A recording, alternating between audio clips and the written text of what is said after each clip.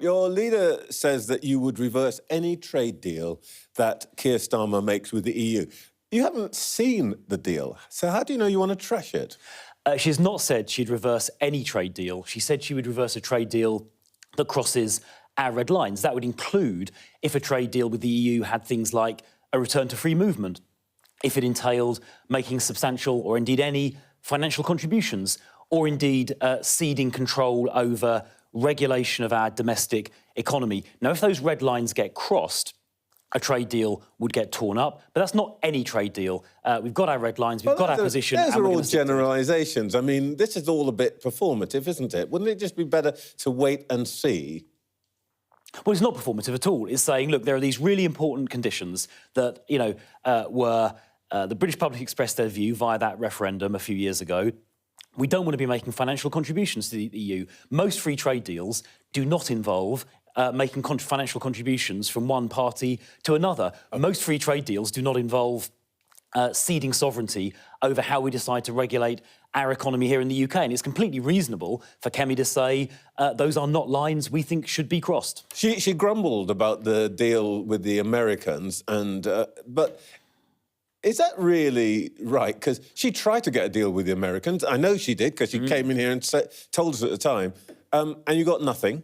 Isn't it a bit graceless to complain when this government has actually got an agreement with the White House? Well, to be clear, what we were trying to negotiate 4 or 5 years ago was a proper comprehensive trade deal. What was agreed last week is not a comprehensive trade deal. It's a very narrow deal, talking mainly about tariffs. Now, while it's welcome... It's better than nothing, isn't it? Well, while it's good that the terrible punitive tariffs that have been in place for a few weeks have been eased, as the Governor of the Bank of England, Andrew Bailey, said, the level of tariffs that are now being charged on UK exports going into America are higher under this new deal, so-called deal, than they were at the beginning of the year. So after all of Keir Starmer's crawling in the Oval Office and that sort of obscene obsequiousness we saw with Trump a few months ago, we're actually in a worse place today than we were on January the 1st, and I don't think that is a cause for celebration. Steady on. Bailey said it was a decent platform,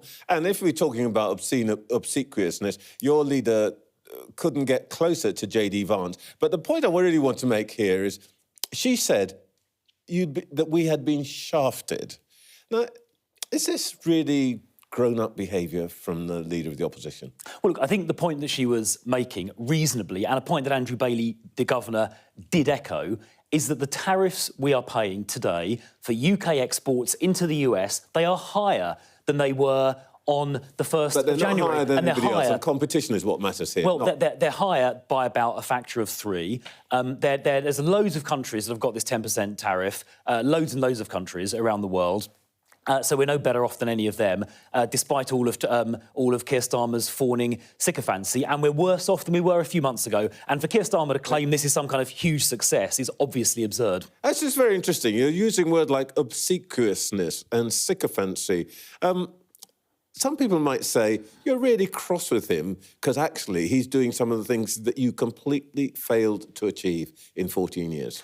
Not remotely. As I say, our tariffs now are higher than they were a few months ago. And if you look at the economy, OK, we left office with the fastest growing economy in the G7. Inflation, let me finish the point, inflation was at the target level.